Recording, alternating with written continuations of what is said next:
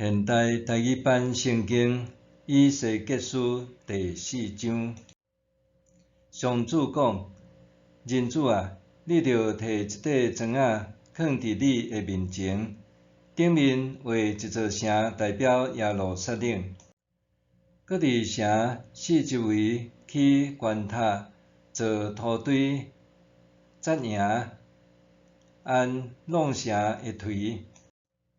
然后摕一块铁棒，踩伫你甲城的中间，做城墙。你着面对这座城，亲像你伫围攻城。这是我予以色列人的兆头。你着倒边来担以色列人罪过的刑罚。你倒几日，代表因承受刑罚偌久。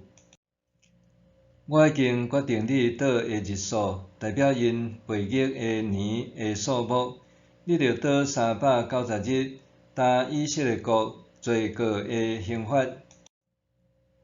这个事了后，你着搁倒正平40日，担犹大国罪过的刑罚，一日拄一年。你着面往围困的耶路撒冷城，露出手骨，讲预言攻击伊。我要甲你绑起来，互你袂当翻身平平，直到围城的日子满。了后，你着摕一寡小麦、大麦、豆仔、扁豆、水仔、粗麦，放伫碗里做饼。这就是你往倒平倒的迄390日的食物。你每日食的量是230公克，逐日照时食。你每日啉的水是半公升，逐日照时啉。你着伫民众面前用人的粪做火柴，烘饼来食，亲像在食大麦饼。上主阁讲：以色列人互我赶逐流亡伫外国的时，因为亲像安尼食律法所禁止无清气的食物。毋过我应讲，至悬的上主，我真够胆，毋捌违背清气的条例。对细汉就无食自然死的，也是互野兽拆你的动物。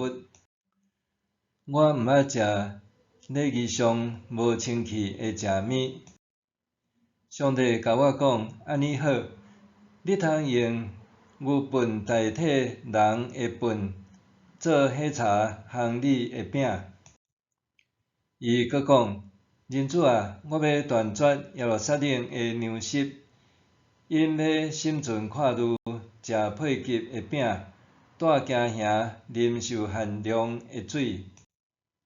因的粮食无够通食，水无够通啉，因要绝望惊吓，因为家己的罪恶，随咱来死。